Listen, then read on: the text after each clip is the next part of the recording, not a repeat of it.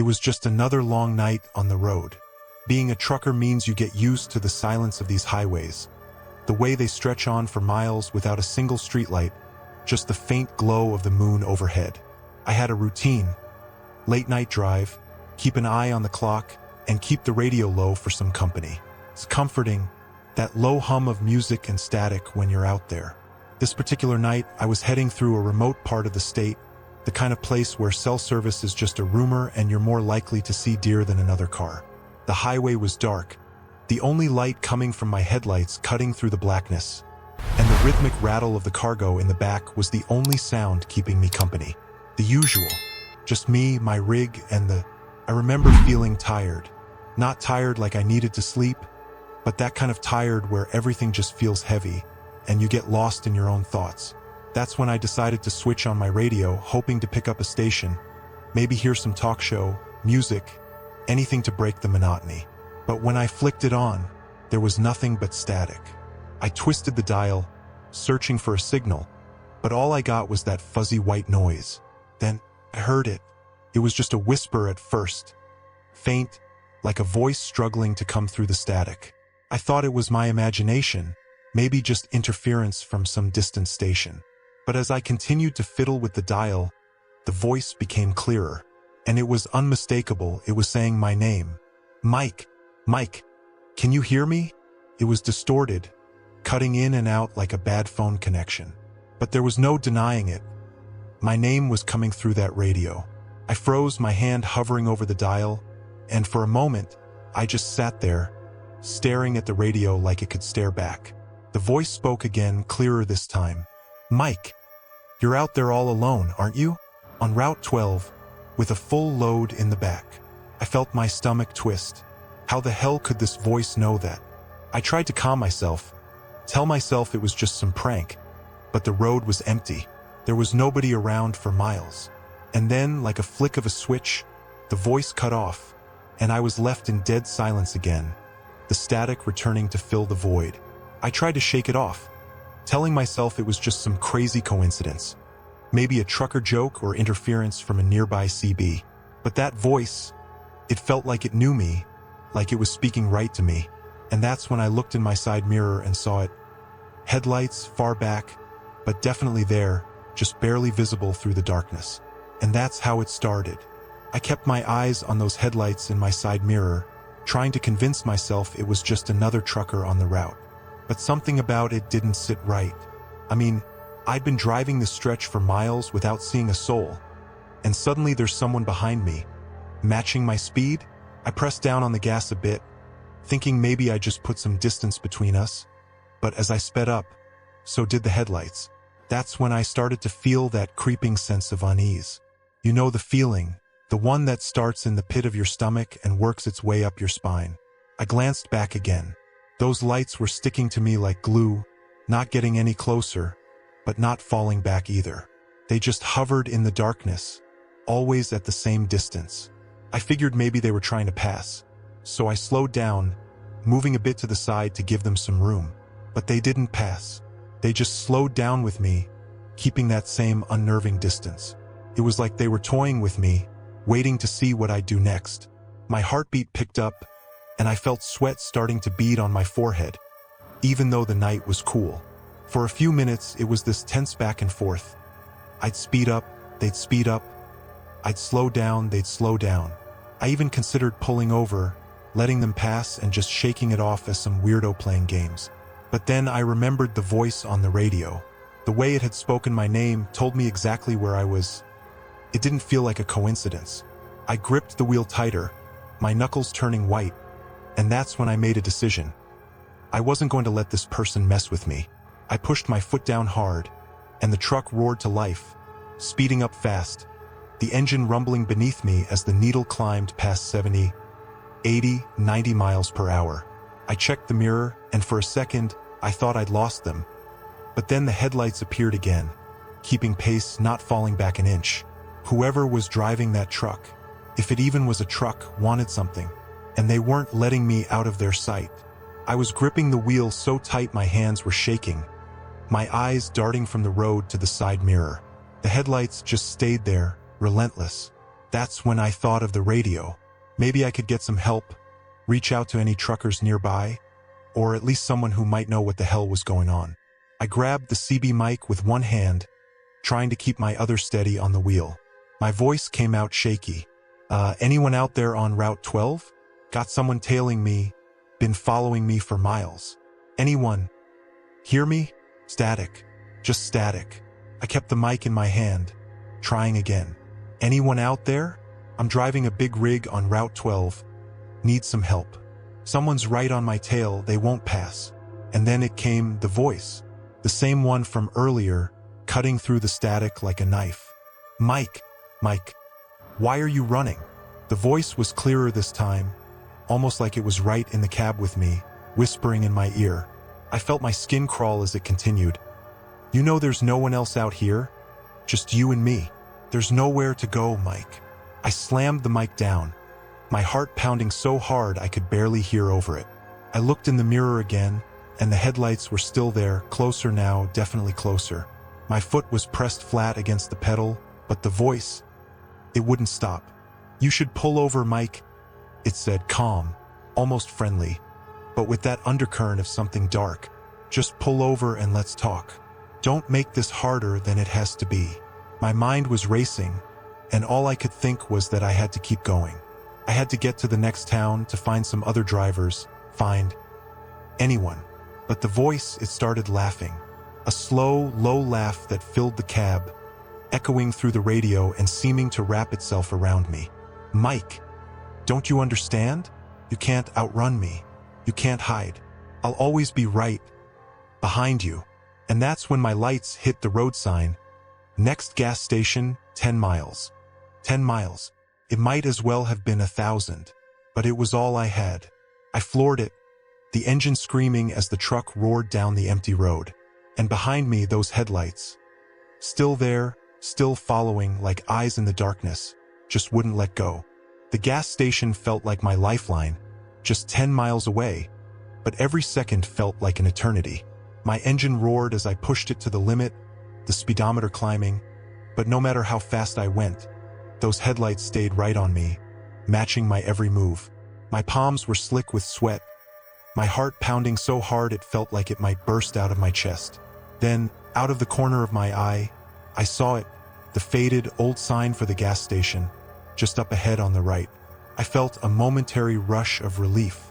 I had a plan. Pull in, make some noise, wake up the attendant. Anyone who might be there.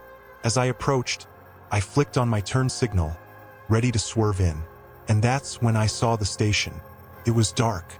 No lights in the windows, no cars at the pumps. Just this abandoned shell of a place, sitting in the middle of nowhere, with a single flickering streetlight casting long shadows over the cracked pavement.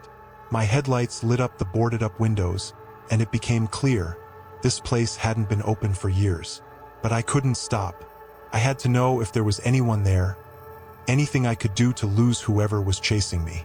I pulled off the road, my tires screeching as I rolled to a stop. I threw open the door and jumped out, breathing heavy, eyes darting around in the dark. And that's when I realized the headlights behind me had vanished. I stood there in the middle of the lot, my breath coming in shaky gasps. There was no one else. No truck, no headlights, just me and the silence. It was like they had disappeared into thin air, swallowed by the night. I walked toward the station, my footsteps crunching on the broken glass that littered the ground. That's when I noticed something odd. Right by the entrance, someone had scrawled something on the wall. I leaned closer, using my phone's flashlight to make out the words. In big, jagged letters, they read, "Never stop." I backed away, my pulse racing. What the hell was this place? Who had written that? And then, I heard it. A whisper. Right behind me. Like someone was breathing down my neck. I spun around, but there was nothing. Just the empty lot, the dark trees, and the distant hum of the wind. And then I realized, the voice from the radio wasn't gone. It was in my head, clear as day, and it was laughing again. I told you, Mike. There's nowhere to go. And now you know. This is only the beginning. I stumbled back to my truck, my hands shaking as I fumbled with the door handle. I just wanted to be out of there, to drive as far away as possible. But as I climbed back in and turned the ignition, my headlights lit up the empty road in front of me. And that's when I saw them. Two faint, glowing eyes, way back in the woods, staring right at me. And slowly, ever so slowly, they blinked. My hands were trembling as I gripped the wheel, eyes locked on those two faint lights deep in the woods. They were like eyes watching, waiting. I felt paralyzed, stuck in that moment, not knowing whether to drive or stay put. But then instinct kicked in. I slammed the truck into gear, tires screeching as I floored it back onto the road, away from the gas station, away from those eyes. The voice in my head kept whispering, taunting me with that low, mocking laugh, and the road ahead felt like it was stretching out endlessly, as if I was driving into the abyss. I kept glancing in the rearview mirror, expecting those headlights to reappear at any second, but all I saw was darkness. My only focus was getting to the next town where there'd be people, lights, safety. Minutes felt like hours. The trees blurred past as I raced down the empty road, but my mind was racing faster. What was chasing me? Why me? And then, the voice came again, louder, clearer. Mike, don't you remember? This isn't the first time. You know what's coming. I shook my head, trying to drown it out, trying to convince myself that this was just some twisted dream I'd wake up from. But the voice kept laughing, louder and louder, until I couldn't think, couldn't breathe. And then, like a beacon, I saw the lights of a small diner up ahead. It was closed, but the neon open 24 hours, signs still buzzed with life. I swerved off the road, skidding to a stop in the gravel parking lot. I needed to get out, to get away from the truck, away from whatever was out there. I stumbled out of the cab, the gravel crunching under my boots, and ran to the diner's door, banging on the glass. "Hello? Anybody in there?" I yelled, but all I got was my own voice echoing back at me. I turned around, looking for any sign of life, any car passing by, but the road was empty. And then I saw it, the reflection in the diner's window, a truck, my truck, sitting there. But the driver's seat wasn't empty. There was a figure, just a dark silhouette sitting in the seat, as if it had been waiting for me all along. I spun around to face my truck, but there was no one there, just the empty cab, the engine still idling. My breath was coming out in panicked gasps, fogging up the glass of the diner door. I backed away slowly, my eyes never leaving the truck, the hairs on the back of my neck standing on end. Then, my phone rang, an unknown number. I almost dropped it trying to answer. My hands were shaking so badly. I pressed it to my ear, and that's when I heard it, the voice. "Nice try, Mike, but you can't escape me. You never could." And then the line went dead. I looked back at the truck, the headlights flaring to life suddenly, so bright they blinded me. I shielded my eyes, stumbling back, and in that flash, I saw him, a man, standing just a few feet away, his face hidden in shadow. I could only make out his eyes, cold, empty, and fixed on me, like they were staring straight into my soul. Before I could react, the truck's horn blared, a deafening blast that shattered the silence of the night. I turned to run, but as I did, the lights went out. Everything went dark. The last thing I remember is the feeling of a hand grabbing my shoulder, pulling me back, and that voice whispering in my ear one last time. "Welcome to the ride, Mike. You're in it for the long haul now." And then nothing, just the darkness and the endless, endless road.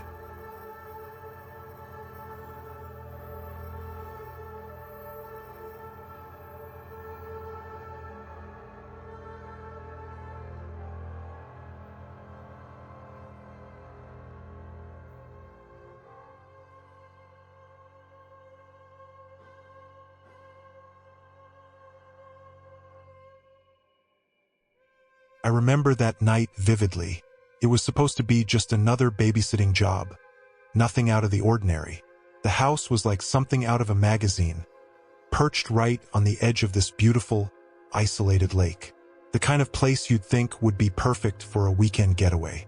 Huge windows overlooking the water, a private dock, and a backyard that stretched right up to the woods. When I got there, The parents greeted me warmly, showed me around, and introduced me to the two kids, Tommy and Ella. They were sweet, if a little quiet, but nothing seemed off at first. The mom and dad ran through all the usual instructions. Bedtime at 8, snacks in the pantry, emergency numbers on the fridge. And before I knew it, they were out the door, heading off for their weekend getaway, leaving me in charge of their beautiful lakeside mansion. It was peaceful, at least at the start. The kids and I played some games, ate dinner, and they watched a movie while I cleaned up the kitchen.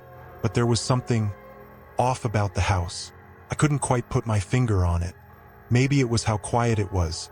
No sound but the gentle lapping of the lake against the dock, the creak of the old wooden floors, and the distant call of some night bird in the woods. Felt like I was miles from civilization. And, well, I guess I was.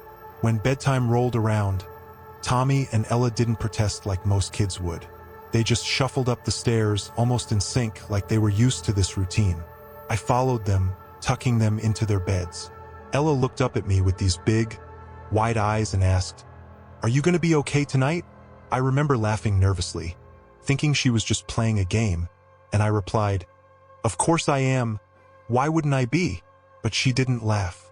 Instead, she whispered, "Because of the friend." I paused, trying to make sense of what she meant. "What friend, sweetie?" I asked. Ella pulled the covers up to her chin and said, "The friend in the lake. He comes out at night. He likes to watch." I tried to brush it off as just a kid's overactive imagination, so I told her, "There's no one in the lake, I promise." But she just shook her head, a tiny frown forming on her face. Tommy didn't say a word, just turned over in his bed and pulled the blankets tighter around himself. After they finally fell asleep, I went downstairs, trying to shake off that uneasy feeling Ella's words had left me with.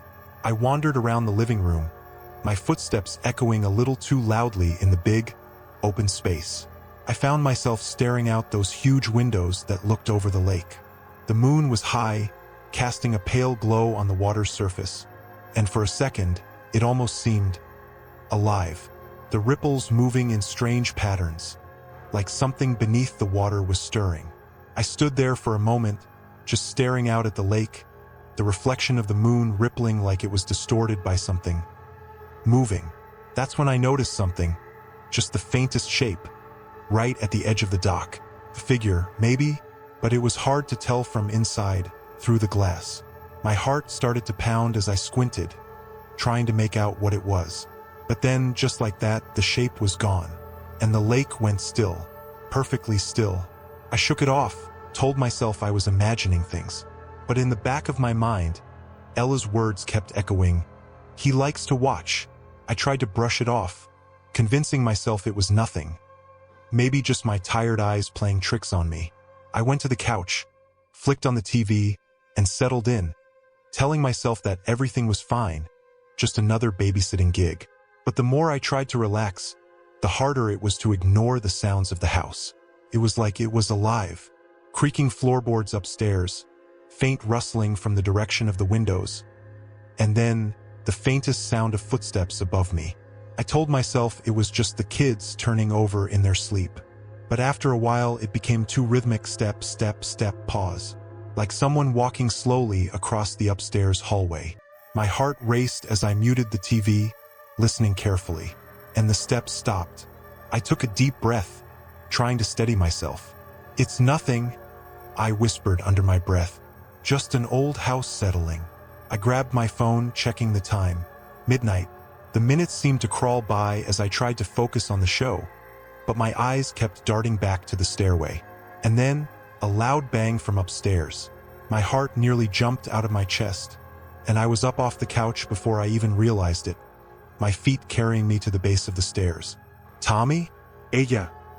I called out, trying to keep my voice steady, but it wavered. There was no answer, just silence. I took one step up, then another, the old stairs groaning under my weight. As I reached the top, the hallway stretched out before me, dimly lit by the moonlight seeping through a small window at the end. I crept towards the kids' room, slowly opening the door, expecting to find one of them up, playing a prank or something. But they were both sound asleep, huddled under their blankets. Okay, maybe it was nothing, I whispered to myself, feeling a little foolish for panicking. But just as I was about to step back into the hallway, I heard it again, soft tapping, like fingernails on glass. I froze. It was coming from the window at the end of the hall, the one overlooking the lake. I closed the door to the kids' room gently and walked towards that window, each step feeling heavier than the last. My breath was shallow, and I could see it fogging up the air in front of me. As I got closer, I saw the outline of something pressed against the glass. A hand, pale, wet fingers splayed out, dragging down slowly, leaving streaks like trails of water. I stood there, paralyzed, staring at those fingers as they slid down the pane, disappearing into the shadows below. My legs felt like they might give out any second, but I forced myself to lean closer to try and see who or what was out there. And that's when I saw it. A face, pressed right up against the window, pale and dripping, with eyes that seemed too dark, too wide. It was staring straight at me. I stumbled back, almost tripping over my own feet, and before I knew it, I was racing down the stairs. I ran to the front door, my hands shaking as I fumbled with the locks, ready to bolt out of there. But then I remembered the kids. Couldn't leave them. I turned back, panting, and grabbed the phone off the counter. My fingers dialed 911 almost by instinct. But before I could hit call, the sound of footsteps came again. This time, right on the other side of the living room window.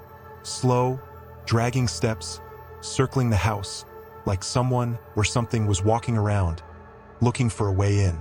I held the phone to my ear, my breath quick and shallow, but it felt like hours before the operator picked up. 911, what's your emergency? The voice was calm, but I could barely get the words out. There's someone outside the house. They're trying to get in. I'm babysitting 2 kids, and I don't know what to do. The operator's voice stayed steady, trying to keep me calm. Stay on the line with me. Are the doors locked? Can you see who's outside? I ran to the front door and twisted the locks, double-checking them, my eyes darting to every window, half expecting to see that face again. But all I could hear was the slow, deliberate pacing outside, circling the house. And then, a new noise, something even worse. A soft scraping, like nails being dragged down the siding, circling the house as if searching for a weak spot to get in. Please, send someone quick. I begged into the phone, my voice cracking. I'm dispatching officers to your location now, the operator assured me. Stay on the line. Do you have somewhere safe you can go in the house? The kids. I had to get back to the kids. Yes, I said, my voice barely a whisper. I'll take the kids upstairs. I ran up the stairs 2 at a time, throwing open the door to Tommy and Ella's room. They sat up quickly, rubbing their eyes, startled by the sudden intrusion. Hey guys, I need you to come with me. Okay? Right now. I tried to keep my voice calm, but I knew they could hear the fear in it. Ella nodded, wide-eyed, and Tommy just clutched his blanket as he climbed out of bed. We moved quickly, the kids staying close to me as we crossed the hall. I thought about hiding in their room, but the window in there looked out over the lake, the same window where I'd seen that face. There was only one place to go, the master bedroom. It had a lock on the door and no windows that faced the water. Once inside, I locked the door behind us and motioned for the kids to climb into the big, king-sized bed. Stay quiet, okay? I whispered, trying to sound brave. We're just gonna play a little game, and you have to be as quiet as mice. Tommy nodded, but Ella just stared at me, clutching her stuffed bear. Outside, the footsteps stopped. The house fell into an eerie silence, and for a second I thought maybe, just maybe, whoever it was had left. But then, there was a new noise, tapping right against the bedroom window.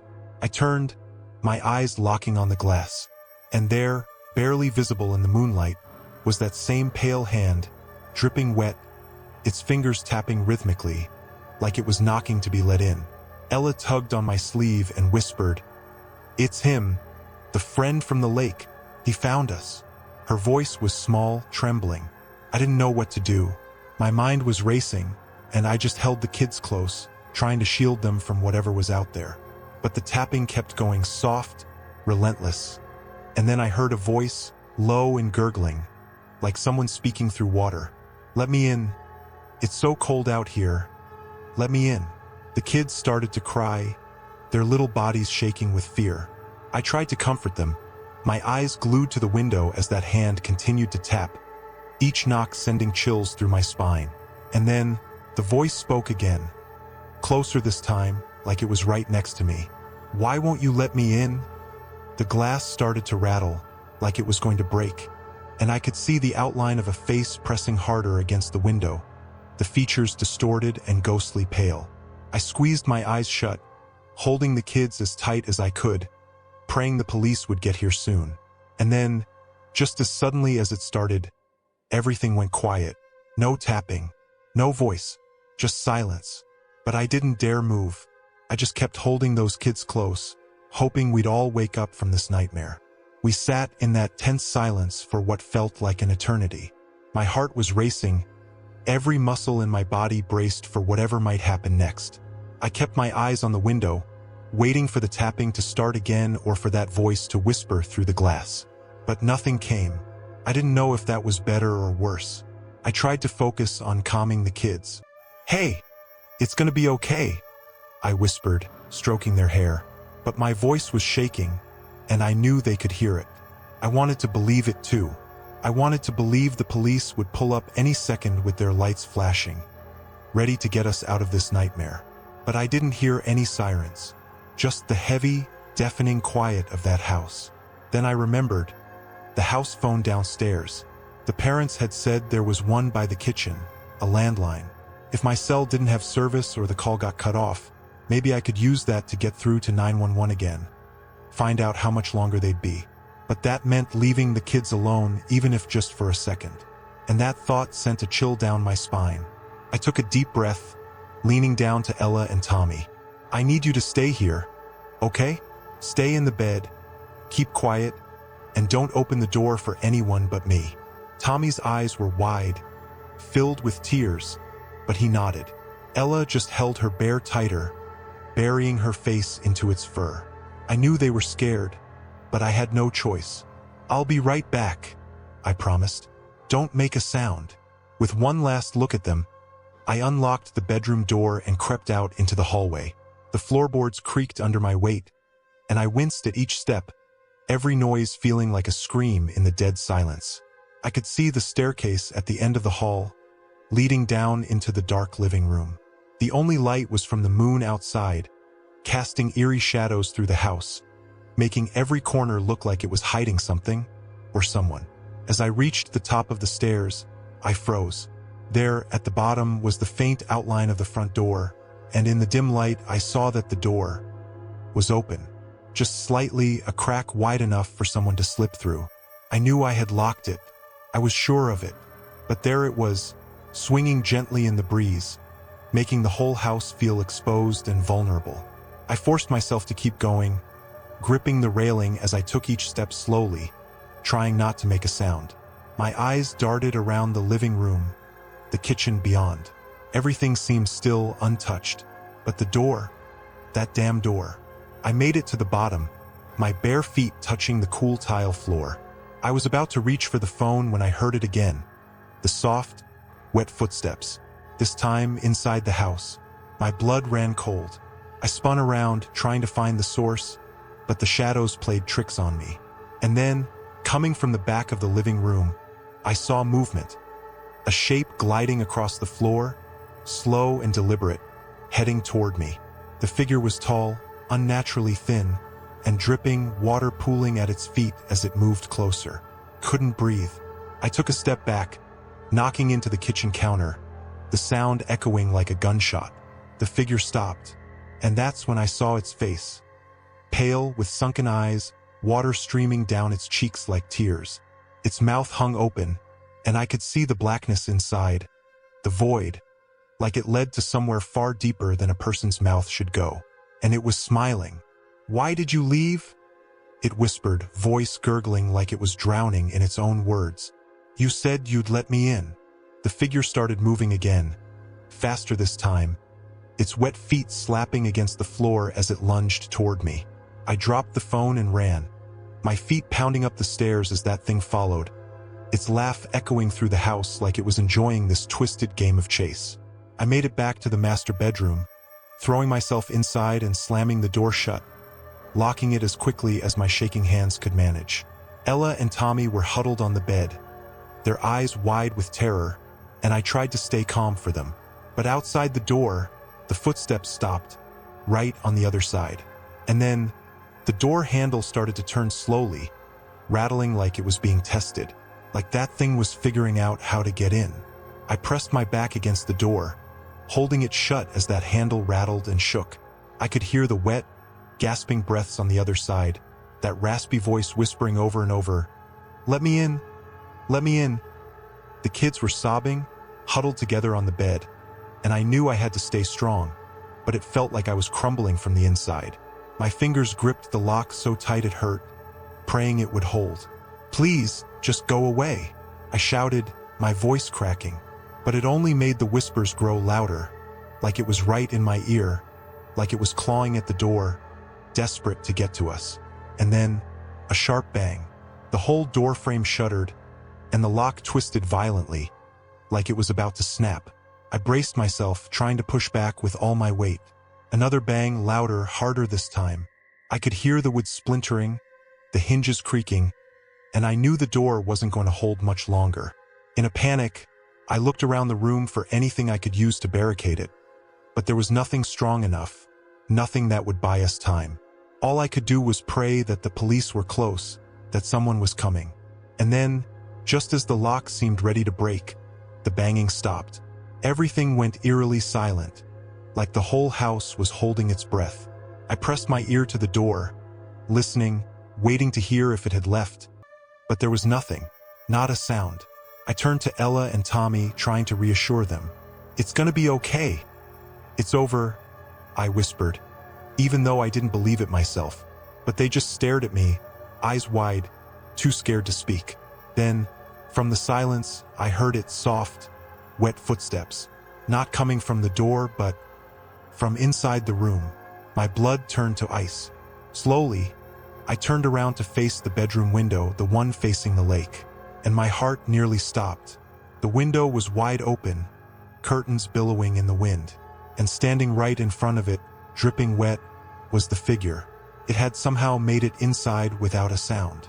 Its pale face twisted into a smile, eyes wide and empty, and it took a step forward, water pooling around its feet, leaving dark, wet stains on the carpet. Finally, it whispered, its voice a low, sickening gurgle. "You let me in." I grabbed the kids, pulling them off the bed, trying to back away from the figure as it moved closer, that awful, endless smile never leaving its face. We were trapped, nowhere to run, nowhere to hide. I could feel the cold radiating off its body as it reached out, its hands stretching toward us, fingers long and thin, like they were made of shadows. Just when I thought it was over, the room filled with flashing red and blue lights, and I heard the blare of sirens outside. Finally, the police. The figure froze, its head snapping to the side like it was hearing something I couldn't. And then, without warning, it bolted toward the window, moving with an inhuman speed. I heard the splash as it leaped into the lake, disappearing beneath the surface in an instant. I rushed to the window, breathless, searching the dark water for any sign of it, but there was nothing. The surface was still, calm, as if it had never been disturbed. I heard the police banging on the front door, shouting for us, and I screamed back, "We're up here! Please, help!" The rest was a blur. The cops rushing in, the questions, trying to explain what happened while still holding on to the kids. All of us shaking and terrified. But they didn't find anything. No footprints, no water stains, no sign of anyone ever being there. They said it was just my imagination. Maybe I was tired, stressed, seeing things that weren't there. But as they led us out of the house and I looked back at that dark, endless lake, I knew it wasn't over. I knew it was still out there, waiting. And sometimes, when the wind is just right and the night is quiet enough, I swear I can hear it, tapping on my window, whispering, "Let me in."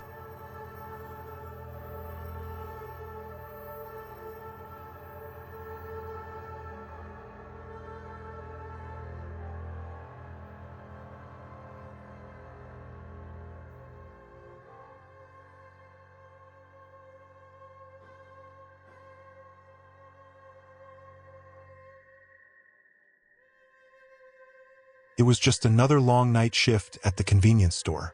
Working the overnight was never glamorous, but it paid the bills. I'd gotten used to the usual flow. Drunk customers, the occasional late-night coffee seeker, and the silence that fills the air around 3 a.m. when the whole world seems to fall asleep. The fluorescent lights buzzed overhead, and the clock on the wall seemed to drag with every tick. It was usually pretty quiet during my shift, just me behind the counter, staring out at the empty parking lot under those dim, yellow lights. But that night was different. It was around 2:15 a.m., just as I was starting to think about how much longer I had until morning, when the bell above the door chimed. I looked up and saw him, a tall guy, wearing this long black coat that hung down to his ankles. The hood was pulled up over his head, so I couldn't really make out his face. But I remember thinking how strange it was to see someone dressed like that, especially since it was the middle of summer. The air was thick and muggy, and here he was, bundled up like it was the dead of winter. He didn't say anything when he walked in, didn't make eye contact or even look around the store. He just moved straight to the back aisle, where the chips and snacks were, and I kept my eyes on him. There was something unsettling about how he moved, like he was gliding more than walking. And even though we were the only two people in the store, it felt like he didn't even know I existed. Or maybe he just didn't care. I tried to shrug it off. Figured he was just some weird night owl grabbing a snack. But after a few minutes, he came to the counter. He set down a single can of soda. No chips, no candy, just the soda. And he finally looked up at me. I wish I could describe his face, but I couldn't make out much under the shadow of that hood. I could only see his eyes dark, sunken, like he hadn't slept in days. I rang him up, told him the total, and he slowly reached into his coat pocket to pull out the exact change, placing each coin on the counter one at a time. And when I handed him his receipt, he just smiled. It wasn't a friendly smile. It was too wide, showing way too many teeth. And I remember feeling this cold chill run down my back, even though the store felt hot and stuffy. He didn't say a word, just turned around, soda in hand, and walked out the door. I watched as he crossed the parking lot and disappeared into the dark, and I tried to shake it off as just another strange customer. But something about that smile, it stuck with me. And then, exactly 1 week later, at the same time, the bell above the door chimed again. I looked up, and there he was, the same tall figure in the long coat, hood up, walking right to the back aisle like he'd never left. And that's when I realized this was no coincidence. Something about this guy wasn't right. Something about the way he kept coming back week after week at the exact same time, making the exact same purchase. And that smile, like he knew something I didn't, and I couldn't shake the feeling that, whatever it was only the beginning. Every week it was the same. I'd be staring at the clock, feeling the minutes crawl by, and then, like clockwork, that bell would ring at 2:22 a.m. I'd look up, and there he'd be. Same long black coat, hood pulled low, moving straight to the back aisle without a word. And I'd watch him, every time trying to figure him out. I'd tell myself maybe he's just some eccentric guy, maybe he's got a routine, but the way he moved, the way he'd grab that single can of soda and glide back to the counter, it was like he was performing some strange ritual. And that smile, he'd never speak, never nod, just smile when I handed him the change. Too wide, too knowing. It made my skin crawl. After a few weeks, I decided I couldn't take it anymore. I had to know who he was, what he wanted. The next time he came in, I'd ask him something, anything, to break the silence. I had it all planned out. I'd ask him how his night was going, or if he lived nearby. Just something casual to make this whole thing feel a little more normal. So, the following week, when the bell chimed at 2:22, I steeled myself, ready to get some answers. He came in, just like before, heading to the back of the store. I watched him as he picked up his can of soda, that same slow, deliberate movement, like every step had been planned out. He walked up to the counter, and I forced myself to meet his eyes, trying to keep my voice steady. "So, you come by here a lot, huh?" His hand froze, mid-reach for his wallet. For the first time, he seemed to really notice me, like he hadn't expected me to speak. He tilted his head just slightly, and I felt this weight settle over the store, like the air had gotten thicker. His eyes, they were so dark, almost like they were swallowing the light around them. He just stared at me for a long moment, and I could feel the hair on the back of my neck standing up. Then, finally, he moved. He reached into his coat, pulled out the exact change. 1 quarter, 2 dimes, and a nickel, and placed each coin on the counter, one by one. And that smile, it was wider than before, more deliberate, almost mocking. "You'll know soon enough," he whispered, his voice low and raspy, like dry leaves rustling in the wind. Then he picked up the can, turned around, and walked out. I stood there, frozen, his words echoing in my head. "You'll know soon enough." What did that mean? What was I supposed to know? I tried to brush it off, telling myself he was just trying to mess with me. But deep down, I knew something about this wasn't right. And the next week, when he showed up again at 2:22, I didn't say a word. I just rang him up like always, trying not to look at his face, trying not to let him see how much he was getting to me. But as he walked out, I caught one last glimpse of his smile. And I swear, for a second, his eyes, they didn't look human. They looked empty, like they were made of shadows. And that's when I realized, whatever was going on, it wasn't just some strange guy with a weird habit. It was something more, something that felt wrong. And I had this sinking feeling that whatever he meant by soon enough, it was closer than I thought. After that night, I couldn't stop thinking about him. The way he moved, the things he said, it gnawed at me. I started dreading my shift, especially as the clock crept closer to 2:22 a.m. I'd find myself staring out into the dark parking lot, waiting for those doors to open, for that bell to ring. One night, out of sheer desperation, I decided to do some digging.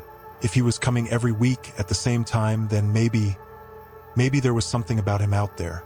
So when my shift was quiet, I went to the back room and started going through old newspapers, dusty magazines, anything that could give me a clue.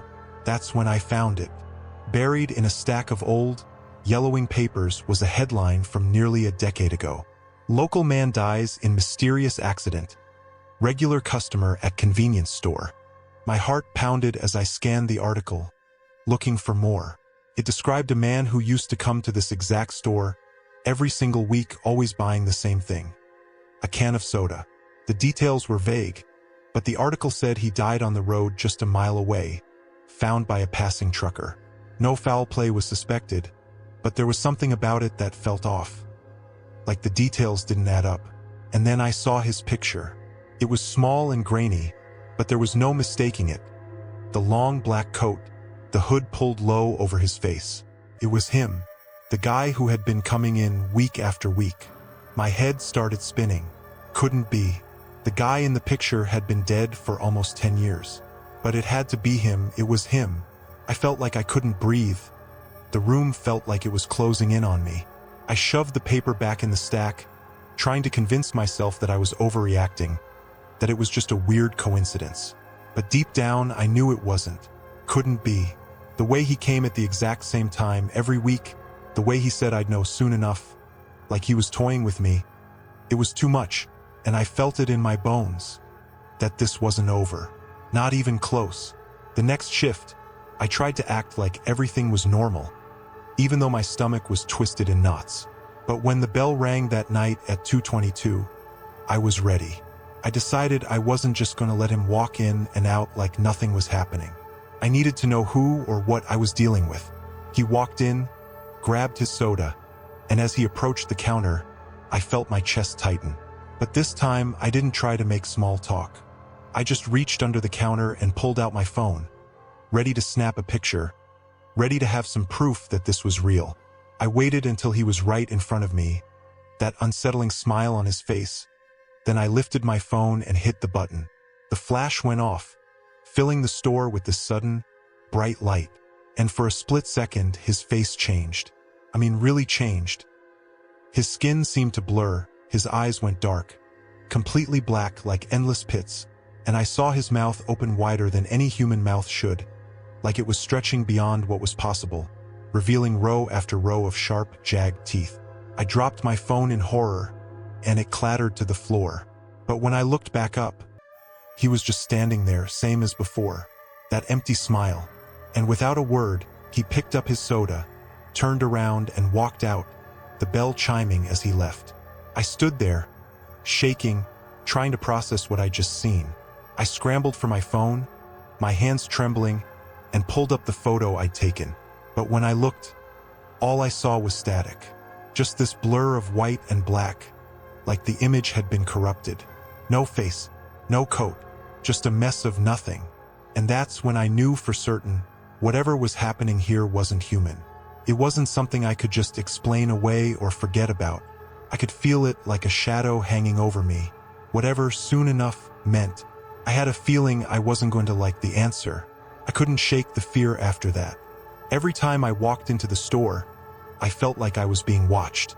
And every night, as the clock ticked closer to 2:22 a.m., that dread settled into my bones. I'd stand behind the counter, staring out at the empty parking lot, just waiting for the moment he'd walk through those doors again. But that next week, he didn't come. I watched the clock, 2:20, 2:21, 2:22, nothing. The bell didn't chime, and the door stayed shut. I thought maybe, just maybe, it was over. Maybe whatever was happening had passed, and I could finally let it go. But the relief didn't last long. Just as I was starting to think I was in the clear, I heard a noise, this soft, scratching sound, like fingernails dragging across glass. I spun around, my eyes darting to the windows. There was nothing there, just my own reflection, pale and tense under the harsh fluorescent lights. But the scratching continued, circling around the store, coming from all directions. I could feel my pulse pounding in my ears, my hands slick with sweat as I gripped the counter, trying to steady myself. And then the lights started to flicker. Just a small buzz at first, then a full-on strobe, the overhead bulbs flashing like they were about to explode. I ducked down behind the counter, my heart racing, trying to catch my breath. When I peeked up, the whole store was bathed in this eerie, stuttering light, casting long, unnatural shadows across the shelves and aisles. I had to do something. I had to find out what was going on. I grabbed my phone again, ready to call the police, but the second I unlocked it, my screen filled with static, just like the photo from that night. I couldn't make a call, couldn't send a message. I was completely cut off, stuck in that store with whatever was outside. That's when I heard it, the bell over the door. But it didn't ring like it usually did. This time, it let out this long, distorted chime, like it was being bent, dragged out, echoing through the store. I felt every hair on my body stand on end as I slowly stood up, peering over the counter. The door was wide open, and in the middle of the threshold, just standing there, was a man. Or at least what looked like a man. He was tall, unnaturally tall, and the coat he wore seemed to shift and swirl like it was made of smoke. He stood there, staring straight at me, hood low over his face. But I could see his eyes, those deep, black pits that seemed to suck all the light out of the room. And that smile, stretched even wider than before, impossibly wide, like it was splitting his face in half. He didn't move, just stood there, one hand on the door, the other reaching into his coat pocket. And that's when he spoke again, in that raspy, too familiar voice that made my blood run cold. "I told you, Mike. Soon enough." And then he pulled something out of his pocket, a small, folded piece of paper. He held it up, letting it flutter to the floor in front of the door, never breaking eye contact with me. I couldn't make myself move, couldn't look away from that awful, smiling face. But I knew I had to see what that paper said. It felt like life and death hung on those words. The figure stepped back, never turning his back on me, and then he vanished. I blinked, and he was gone, like he'd dissolved into thin air. The door was still open, swaying gently in the breeze, but the parking lot outside was empty. I finally found the strength to move, my legs shaking as I crept toward the door. The paper lay there on the ground, right where he'd dropped it. With trembling hands, I picked it up, unfolding it slowly. My breath caught in my throat as I saw what was written in jagged, dark handwriting. It was a single word, repeated over and over, scrawled in a messy, looping script. "Tonight." I dropped the paper like it burned me, stumbling back, eyes wide as I searched the darkness outside. But there was nothing, just the empty lot, the night stretching out before me. And that's when I knew I wasn't going to make it through my shift. Whatever was coming for me, it was coming tonight, and there was nowhere left to hide. I backed away from the door, my eyes glued to the dark void outside, but it felt like I could see those eyes staring back at me, even though I knew they weren't there. I locked the door as fast as I could, throwing the bolt into place, but deep down, I knew it wouldn't help. Whatever this was, it wasn't going to be stopped by a lock. I could feel it, somewhere close, watching, waiting. I grabbed the phone off the counter again, desperate to call anyone for help. But as soon as I hit the button, the lights in the store went out completely. I was plunged into darkness, the silence deafening. And then, the buzzing started. The overhead lights, the old soda fridge, the air vents, all of it buzzing like a swarm of insects, filling my ears, making it impossible to think. My phone screen flickered and died, leaving me in pitch black, my own breath the only sound I could hear over that horrible noise. I fumbled around, stumbling through the aisles until my hand found one of those big flashlights we keep under the counter. I flicked it on, and the beam cut through the darkness, but it didn't make me feel any safer. Every shadow seemed alive, every aisle a maze that could hide anything. And as I swung the light around, my hands trembling, I saw something that made my blood freeze. The freezer doors, the glass ones lining the back wall. They were fogged up like someone had pressed their face against them, breathing heavily. And as I stepped closer, I could see handprints, smudged, wet prints sliding down the glass, like someone was inside, trying to get out. I kept the flashlight pointed at those doors, my breath hitching in my throat. But then, in the beam of light, I saw it. A face. The face was twisted, stretched against the glass, like it was pressed from the other side. And it was him, the man in the coat, but his features were all wrong. His mouth was open wide, wider than it should have been, stretching across his face, showing teeth that seemed too sharp, too long. And those eyes, just endless, black pits. He started to tap on the glass, a rhythmic, taunting tap, like he was drumming his fingers, waiting. And then I heard it. A voice. His voice. Whispering, muffled, coming from every direction all at once. Let me in.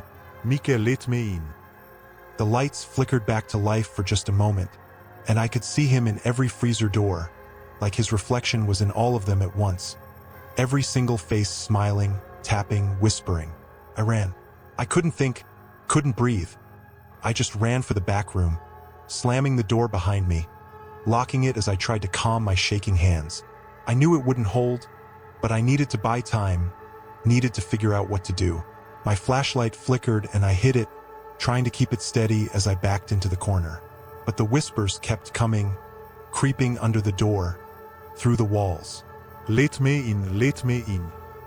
I squeezed my eyes shut, trying to drown it out. But then I heard the bell over the front door chime again, and I knew he was inside.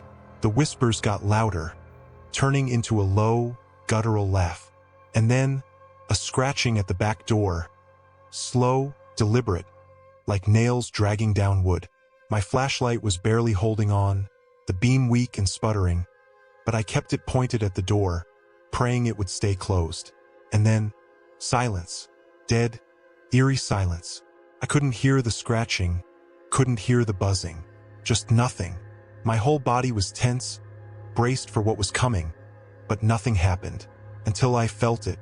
Cold breath on my neck, like someone was standing right behind me, just inches away. I froze, the flashlight shaking in my hand, and then I heard the voice, right in my ear, whispering like it was inside my head. "Time's up, Mike."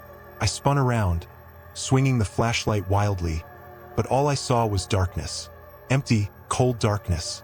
And then, in that last moment before the light died completely, I saw him, standing there, inches away from me, coat billowing like smoke, face twisted into that wide, horrifying grin. And he reached out, his fingers impossibly long, curling around my arm as the world seemed to spin around me, everything going black. And the last thing I heard before I lost everything, before the darkness swallowed me whole, was that laugh echoing in my ears as he whispered, "Welcome to the other side."